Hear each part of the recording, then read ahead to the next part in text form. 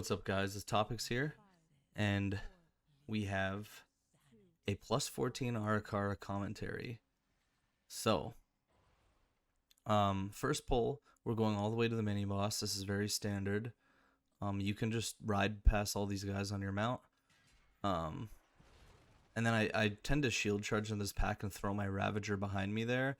You can see it swirling behind me. It's gonna really help gather some aggro there. And then I literally am just like throwing axes, thunderclapping, getting all these packs. And then you go right into the mini boss. And typically this attendant over here is like polymorphed, prisoned, trapped, sapped, hexed, anything that you can do to stop this from patrolling back and forth, because if it gets pulled into this pull, it's really, really difficult because you already have to kick the mini boss and you already have to kick this caster. So having a third caster, it's just a lot going on. But anyways, we're gonna pop Lust, and as a tank, you kind of want to stand behind the boss, but like typically DPS are standing in front, tanks standing behind the boss, but DPS were kind of like standing on me, so they ended up dropping pools back there, which is why I'm standing in front. But usually, I'd be able to stand back here and just play there the whole time. You need to kick this fear from the mini boss, because it'll fear the whole group and you'll probably die if that fear goes off. But anyway, yeah, this is just pop all cooldowns, make sure you have aggro, and yeah, you just gotta trust that your team's gonna kick and do big DPS. So moving on, we're grabbing this attendant that wasn't in that first pull, and I typically like to kill this off before I move on. Our prio damage is not that great. We only really have the mage, and the mage was not doing too crazy prio here. But anyways, we finish this attendant off, and then I go into the next pull. So I'm gonna spell reflect this. I'm gonna leap over here, grab these, and then I'm gonna get one of the flyers. And then I'm gonna try and pull this back to the edge, because I don't want to aggro these 3 other patrols coming in, because that'll just make for probably too large of a pull. But as soon as we're done killing this caster, and most of the spiders are killed off, I'm gonna go grab the rest. So we can fast forward a little bit here. So yeah, basically I kill those, I go grab the rest, and then once these like 2 back ones are killed off, I'm gonna go into the mini boss. You want to go into the mini boss with some spiders so that your team can have some funnel damage. Anyways, you can spell reflect this first cast, and then it's just basically kicking the mini boss. You know, if you're a DPS, you want to press a defensive on the AoE that's about to go off here. And every single AoE that goes off, there's a pack of ads that comes out. You see that? So you want to be watching your action bars and making sure that you have a global to press when they come out. You want to make sure you have Thunderclap available as soon as those comes out, because those things will snap to people and just one-shot them and stuff if you're not careful on high keys. So look, I can see that these are about to come out. I have Thunderclap ready in a second. I press Thunderclap and I get aggro. So anyways, I'm gonna move on from this. These are just left over from the... Let me back up here. So yeah, we ended up getting like a flock last second, which is unfortunate. But then I'm gonna go grab all of these, and once I have aggro on these and the pull is kind of stabilized, I'm actually gonna keep going to the next mini boss. So yeah, I go to this next mini boss here. I'm gonna reflect this, unless someone kicks, which they kicked. Everybody in Pugs forgets about Spiral Reflect. I'm not even joking. Anyways, I'm going to take these 2 other crawlers in, and that DK had a nice grip there. We're going to kick this attendant in. Once the attendant, I think, is close enough to the mini boss, we're going to keep going, but it's dangerous to just like full send into the mini boss, because your DPS will usually just completely forget about that caster out there. I go over there and AoE kick it in, which is a silence, so it should come basically all the way in here. If you're a DPS or healer, do not kick this mini boss. It only casts on the tank. You want to use all your kicks on this attendant, because this will not hurt the tank. Plus, if it's a Prot warrior like me, you can spell reflect this. So we're gonna keep going. We finish this off, and then I'm gonna pull these 4 ads back here into boss for some funnel. And then as I'm grabbing boss here, I'm looking at where these eggs are because I want to position close to the eggs so that my melee doesn't have far to run, but also so everyone here can kind of cleave off the ads into boss. Like this distance that I'm right here is completely fine. Your group should be using stops and CCs to keep them from hitting boss, and then that way everyone can cleave their damage abilities. And then as these are finished off, I'm actually in a position back here. You want to try and drop your Gossamer Onslaught puddles back here. I don't quite make it because those ads took a little long to die. I was waiting for them to die off before I moved. So do not do this, okay?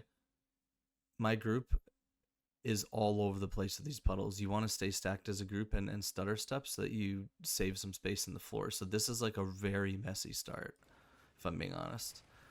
But again, I'm positioning boss by these eggs so that my team can cleave it down. Anyway, we're going to fast forward a little bit here. We do have really good DPS, so we end up finishing boss off at a reasonable time. Now, if you're a Prot warrior watching this, I really want to talk about gathering this next pull. So basically, I'm going to pop a defensive, and this is what I'm going to do. I'm going to charge, and you want to be thunderclapping, right? So I think I like charge and thunderclap and then charge again. So it's charge, then I'm going to leap and throw an axe at this guy, and then basically start fighting in the middle. So you'll see how I do this here. Defensive, charge, thunderclap, charge, leap, throw an axe, and then I'm basically just gathering in the middle and fighting here. So that's how I gather that. If anybody was struggling, there you go. Anyway, hopefully your team saved cooldowns to this pull at the end of first boss. There's only one caster here, so it's pretty low cognitive load. It's just kicking the caster and yeah, doing big damn, trusting your healer. You will see me look behind myself in a second here. It's because I want to see if the patrol is about to come, because you can finish this pull off completely if the patrol's not there yet. But yeah, I want you guys to catch that. If I see the patrol is nowhere close to being near us, I'll tend to finish this pull off. I can see it's walking away over here. If it was walking towards us, I'd probably, you know, as soon as it's overlapping with this pack, I would go into it because it's a nice overlap when this mini boss is right here. But since it's running away and I know it's going to be a while before it comes back, I just stay here and kind of finish this off. And you basically want to be lusting. See, lust is off cooldown here. You want to save lust for whatever pack has that mini boss in it. And so since, you know, the mini boss is not on this pack, we hold lust. But anyway, this first one is easy. You basically just have to stun the stag shell, make sure it doesn't get its cast off. Otherwise, it's going to summon a bunch of more mobs and you're probably going to wipe. So I'm going to skip this. So I basically tell my team to lust next because I see that this blood guard is coming back. So I'm going to take the blood guard into this next pack and we're going to pop lust. So one caster in this pull, and then you just got to stun the stag shell. And then you want to be careful you're not standing on this side of the mobs because you will pull these things. Anyways, we finish this pack off. And then what did we do here? Yep. And then I see these two are overlapping with this, so I go into here. And then we're basically just going to kick this caster and stun the stag shell. And then as soon as this patrol comes over here, I'm going to grab the rest of the patrol. So yeah, you can see the patrol ran into us, and then we're grabbing the rest of the patrol. We have 3 kicks going on here for a bit, but my team does like a really, really good job of stopping all these. In cap roar, kicks. I think one of them went off, but a revolting volley can usually go off at least one of them. It's not going to really kill you. Next thing I want to point out is I'm looking at this stag shell because you want to leap and aggro it as, you know, when it's close to the other mobs. If it's like all the way out here, you kind of want to wait for it to patrol back this way, because then it's or gathered. Now, maybe your team has knocks or grips, but I always just try and do it that way. So you see how I waited for it to turn around and get a little bit closer. Anyways, I'm gonna go tag these four mini ads over there. I think my DK is about to grip this guy in. Yep, there we go. And now there's just 2 stag shells to stun and 1 caster. Pretty easy pull though. Once this pull is done, I'm going to skip. So this is where you do the skip. It's right by this balcony. So there's a couple ways to do this. Prot Warrior can leap down. DH can leap down. You can do a lock gate down there, I believe. You can also have like an evoker rescue you, or spatial paradox, I think, allows you to also pull the boss. You can also have the priest soothe this mob, and then just walk down and like grip the tank or something. Those are all the ways I can think of getting down there, but Warrior and DH definitely have the best because we can just leap down there. There we go. And what that does is once I engage the boss, it's actually going to teleport my team down here. So it allows you to skip that pack that was like at the bottom of the stairs there, because that's just kind of a inefficient pack to play by themselves.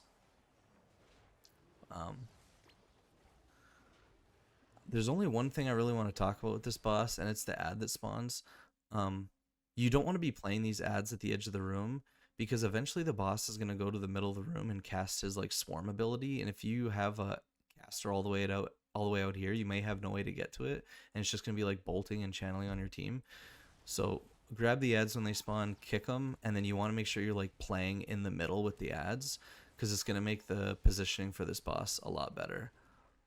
As you can see, the boss ran to the middle, and because I'm playing the ad in the middle, the ad's right here on top of us. So that's the only thing I really want to talk about, I think. Make sure you're aiming the frontal from the boss at the edge here, away from your group. You'll see that I bait the frontal to the edge. And that's probably it for this boss. Let me skip here. So next we're going to do a big pull. It's the caster here, and then I'm going to pull like the... So I can see that these carriers are about to fly away, and I really don't want to wait for them to make their entire circuit again. Usually they're like just coming on the side for me to pull, or they're just leaving, so just really be aware of that. I leap forward here and grab them so that we can take them into this pull. And then I'm going to grab these 2 ads on the side and these other 2 ads on the side once we're stabilized. It's a good pull to send all your CDs. Hopefully your team, again, save them at the end of the last boss. Your healer should be able to dispel you on cooldown. You're going to get these magic stacks, which gives you a slow. If the healer doesn't dispel you and you have no way to remove a slow off of you or like leap out, then you're going to get stuck in these webs. You see the healer dispelled me at 7 stacks. That is too low. You want to wait for your tank to have like at least 15 plus stacks before you dispel them, because it's really not dangerous before then. Like, you're not slowed enough. But as you can see, these erupting webs are going on. I have 9 stacks and I was able to move out easily. Again, I would only dispel your tank at like 15 plus stacks. If your healer does not dispel you, you can leap out if you're a DH or warrior. If you're paladin, you can freedom or bubble. If you're monk, you can tiger's lust. All those things work if your healer is like failing to dispel you. But anyway, we're going to finish this pull, and then I'm going to go down and basically grab the entire rest of this side. Just be careful you don't get stuck in these like dark puddles as you pull. I think I do get stuck in one at the bottom here. Yeah. You can just stun yourself out.